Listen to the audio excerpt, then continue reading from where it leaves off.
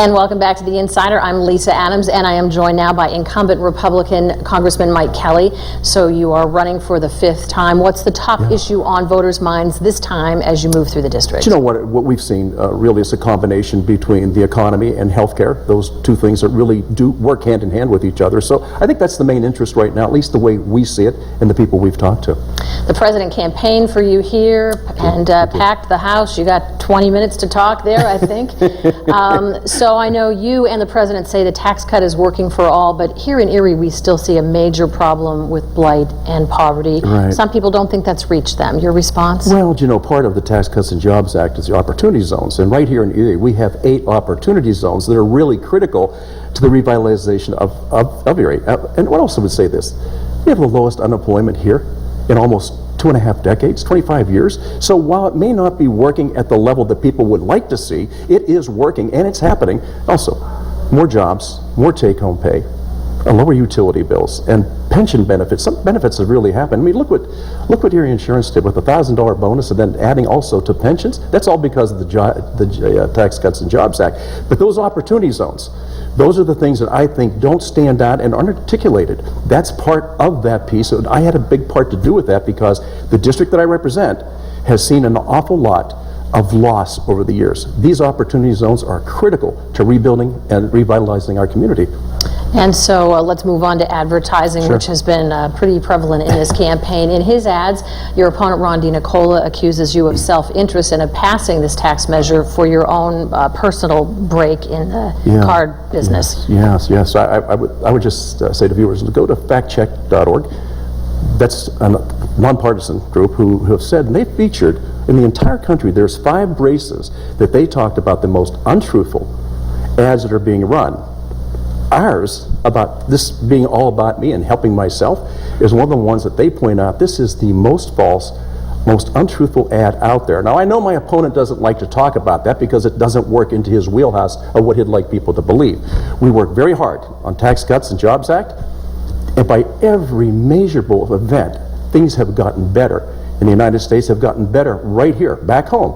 Again, I go back to when you have the lowest unemployment since 1969 across the country, in 35 to 40 years in our own district, something's working, and something's working the right way. Opportunity zones, though, those places that are hardest hit, that's what we're really incentivizing. And so, working in my best interest? No. Working in the best interest of the people that I represent. All right, let's stick with ad rhetoric for a time. Sure. In your ads, you say that he's for a radical government takeover of healthcare. What do you mean by that? Well, government-run healthcare. Listen, Mr. DiNicola is very much on the same page as Ms. Pelosi and also Bernie Sanders. This idea that somehow the government knows better than we do how to handle our own health care is absolutely false. The American people reject that. And I think that when we look at that, now, because of what I've done my whole life, in my own business, we provide health care for the people we work with every day.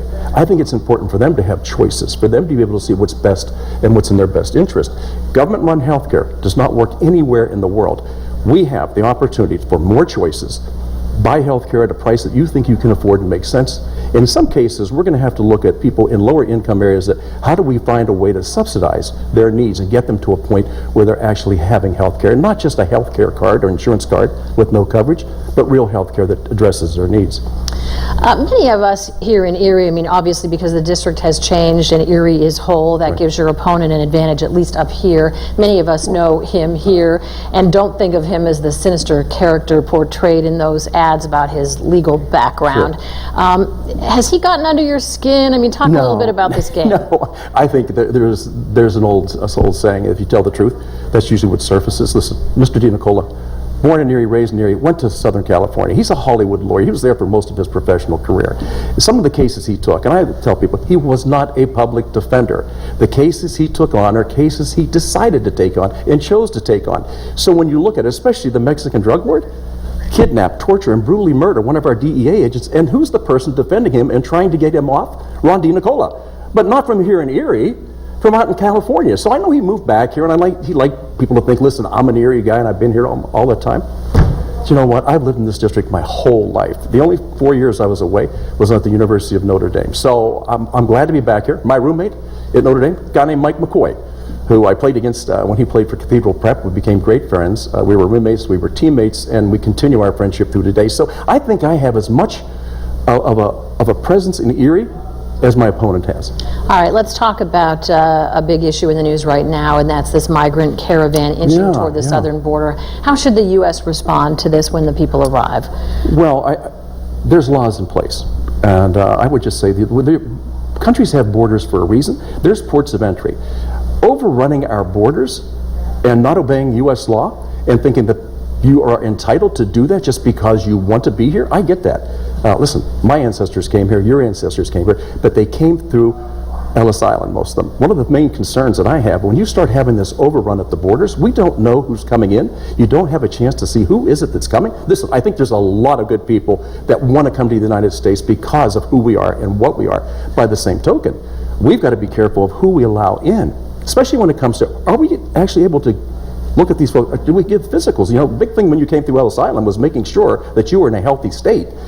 We don't want to see some type of an overrun where we can't control it. It could be really hard on our citizens. Our main responsibility, protect the citizens of the United States. We're almost out of time. You've been criticized for not having public town halls, but doing telephone town halls. In the shortest answer possible, why did you do it that way, and will you continue to do it that way if you're reelected? I'll tell you how we've done it. We have had over 1,000 face-to-face meetings with our constituents. Nobody has ever been turned down for any type of a face-to-face meeting. That's just the truth of it.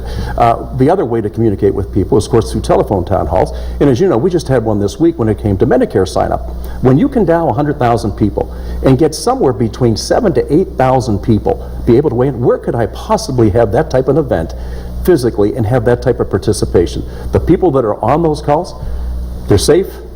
They don't have to spend any money to get here. They don't have to worry about standing in long lines to get in or to use restrooms. And it's in the comfort, convenience, and safety of their own home. Technology makes it possible for us to do that. And the other thing is, as you know, we have an office here with 3 people, 5 days a week.